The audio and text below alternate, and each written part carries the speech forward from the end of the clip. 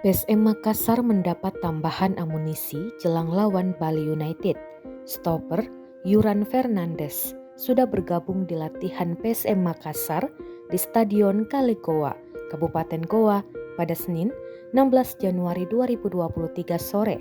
Pantauan tribuntimur.com, Yuran Fernandes tiba dengan menggunakan mobil bersama Everton Nascimento pukul 15 lewat 6 menit waktu Indonesia Tengah. Yuran memakai baju putih dengan celana pendek hitam. Dia masuk ke dalam stadion bersama Everton Nascimento. Kehadiran pemain asal Cape Verde ini sekaligus menjawab kabar simpang siur statusnya bersama klub kebanggaan masyarakat Sulawesi Selatan.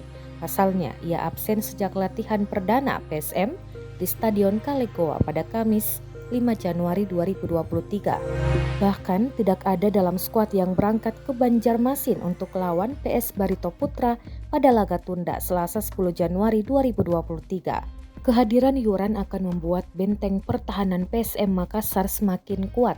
Apalagi Bali United, salah satu pesaing tim berjuluk Laskar Pinisi, di papan atas klasemen sementara Liga 1.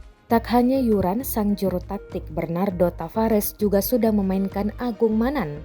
Pemain asal Pangkep ini juga sebelumnya absen lawan PSS karena hukuman akumulasi kartu.